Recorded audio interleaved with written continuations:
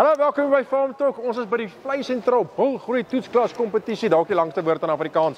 En ek gestaan hier so met Dolf en die trotse stoetbestuurder van Martin se stoet. Ons gaan 'n bietjie by hom hoor wie hulle is en hoe hierdie bulletjie aan mekaar gekom het, hoe dit ding by mekaar staan.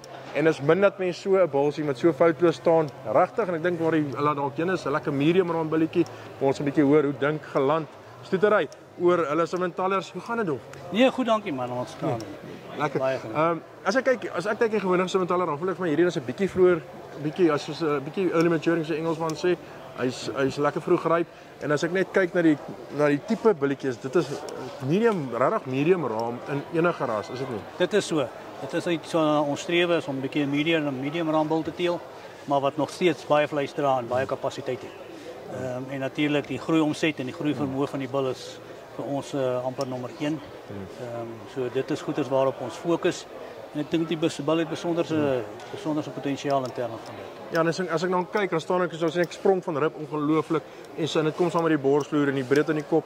En dis eintlik ek moet sê een van die beter sementaler bulle wat ek al onlangs gesien het. Ek sien nou nie sy elke dag so baie as die res van die wêreld dalk nie, maar dit is regtig ietsie spesiaals ons hier sien en dit op so jong ouderdom so 'n stukkie kwaliteit te sien en hoe gemaklik hy beweeg, wys die balans. Waar het hy geteel? Waar kom hy vandaan? Man, ons het die bul self geteel en sy pa is een van ons bulle wat ons nou al redelike paar jaar in die kudde het en kudde gebruik. En besonderse lyn waaruit sy pa geteel is en baie goed ook gedoen het op die skoue, maar die belangrikste van sy pa se lyn is basies sy voeromset.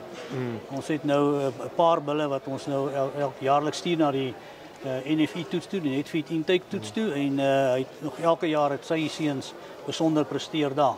En ek dink om hier te kom moet 'n mens in die eerste plek eers daai kwaliteit hê in jou bul en jy moet die groei vermoë in jou bul hê voordat hy geselekteer kan word om hiernatoe te kom.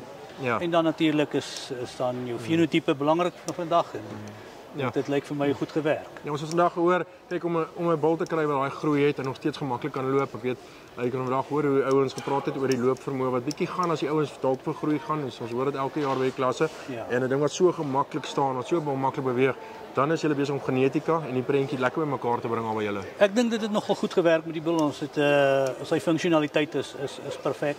Ons het hom reeds in die kudde begin gebruik en ons gaan hom baie gebruik vorentoe. So ek dink die twee het by mekaar gekom. Die groei vermoë, die voer omset vermoë en die fenotipe is nie iets wat 'n mens altyd mooi by mekaar kan kry nie, maar ek dink in die bul het dit nogal gewerk. Ons kon dit by mekaar sit. Van my kant af geland vir jou en dan vir Martiens. Baie geluk by prestasie. Ek dink hulle kan trots wees hier staan. En ek dink as hy enige skouring sal hy sy man staan. Baie dankie, ons waardeer. Dis hy. Dis ons wenner vir 2025. Is die bulgroei toetsklas kompetisie wenner en ons sê vir hulle baie geluk en ons kan nie wag om te sien wat geland in die toekoms gaan doen nie.